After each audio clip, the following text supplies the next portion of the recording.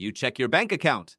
The number is higher than it was a year ago, higher than you ever thought it would be when you were younger, and yet something feels off. There is no sense of arrival, no feeling of security. Just a quiet, unsettling question. Why doesn't this feel like enough? The answer has nothing to do with your bank balance. It never did. Your brain was not built to feel rich. It was built to survive. And those two things turn out to be almost completely at odds with each other. The system inside your head that was designed to keep you alive is the very same system that makes wealth feel permanently out of reach, no matter how much of it you accumulate.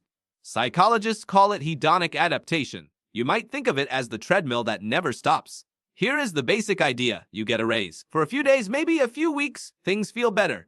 Then you adjust. The new salary becomes the baseline. The thrill disappears. You are back to where you started emotionally, just with a different number in your account. Researchers Philip Brickman and Donald Campbell first named this phenomenon in 1971, describing a happiness set point that humans return to after nearly every positive or negative event. It did not matter what happened. People adapted.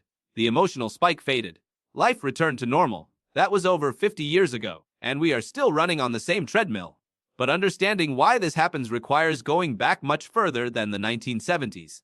It requires going back roughly 200,000 years to a version of you who had very different problems. Your ancestor did not worry about savings accounts. Your ancestor worried about lions, about drought, about whether the group would survive the winter. In that world, satisfaction was dangerous. A human who sat back and felt genuinely content with what they had was a human who stopped scanning for threats, stopped competing for resources, stopped pushing for more, and that human was less likely to survive. Dissatisfaction was a feature, not a bug. The brain that always felt like it needed more was the brain that stayed alert, stayed hungry, stayed alive. You inherited that brain. The neuroscientist Kent Berridge at the University of Michigan spent decades studying what he calls the wanting system, the dopamine-driven circuitry in the brain that generates desire. His research revealed something deeply important. Your brain releases dopamine not when you receive a reward, but when you anticipate one. The wanting is the high. The getting is almost beside the point. This means that every financial goal you set, every milestone you chase, every salary number you put on a sticky note above your desk is actually a dopamine delivery mechanism. The moment you hit the number, the dopamine fades, the goal evaporates, and almost immediately, your brain begins scanning for the next one. You were never chasing the money. You were chasing the feeling of chasing it, and here is where it gets stranger. The higher you climb, the wider the gap feels. Economist Richard Easterlin documented this in the 1970s in what is now called the Easterlin paradox. He found that as countries got wealthier over time, their citizens did not report feeling significantly happier. More money was being made. More things were being owned.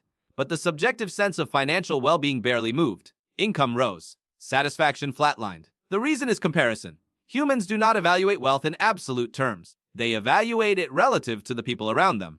And when everyone around you is getting wealthier at the same time, no one feels ahead. You upgrade your car. Your neighbor upgrades theirs. You renovate your kitchen. The houses on your street start looking newer too. The goalposts move with the crowd. This is why a person earning $200,000 a year in a wealthy suburb can feel broke, while a person earning $30,000 in a lower income community can feel comfortable. The numbers are wildly different. The feeling of enough is almost identical. Your brain does not count dollars. It counts social position, and social comparison has never been more relentless than it is right now. For most of human history, you compared yourself to the people in your immediate community, your village, your street, maybe a few hundred people at most. Today, you compare yourself to everyone. Every influencer living in a penthouse. Every college acquaintance who appears to be killing it. Every perfectly curated financial highlight reel that makes your own life feel somehow behind. Researcher Sonja Lubomirsky at the University of California, Riverside has spent years studying what separates people who feel subjectively wealthy from people who do not, regardless of their actual income. One of her most consistent findings is that deliberate, intentional gratitude practices, not passive contentment but active noticing of what is already present, can meaningfully interrupt the hedonic adaptation cycle. Not eliminate it. Interrupt it. The brain can be redirected. It takes effort. It works against instinct, but it works. Still, the interruption is temporary. The treadmill starts again. Because the wanting system does not turn off. It was never supposed to. Think about the last time you made a major financial leap forward. A new job, a big sale, an inheritance, a bonus. Try to remember how long the feeling lasted. A week. 2. Most people report that within a month, sometimes within days, the emotional baseline has reset.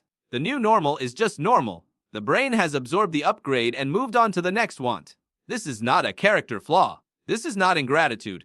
This is not a sign that you are doing something wrong. This is your 200,000-year-old nervous system doing exactly what it evolved to do.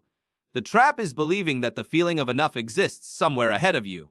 That once the number is high enough, the account full enough, the house big enough, the career stable enough, the anxiety will finally lift. It will not. Not automatically. Not by default. Because the feeling of enough was never attached to a number. It was always a relationship between where you are and where you are looking. Research out of Princeton by psychologists Daniel Kahneman and Angus Deaton found that emotional well-being did rise with income, but only up to a point.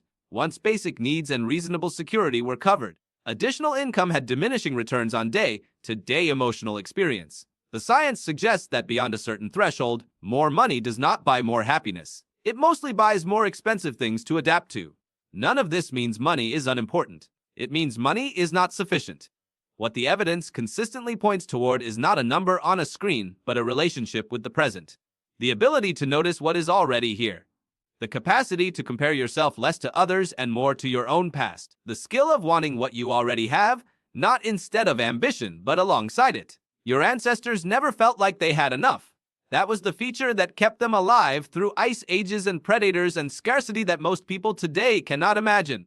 You live in a world of extraordinary abundance, and you carry their restlessness. Tonight you will probably open your phone. You will check a number, and the number will not be enough. Not because you are ungrateful, not because you are greedy, but because your brain is doing exactly what a 200,000-year-old brain was built to do. The question is not how to make the number bigger. The question is whether you will keep letting the brain from the Ice Age decide how the person in this century feels about what they have. You already have more than your ancestors could have dreamed. The only thing standing between you and the feeling of enough is the ancient machine between your ears, still scanning, still wanting, still convinced that just a little more will finally be the thing that makes everything feel okay.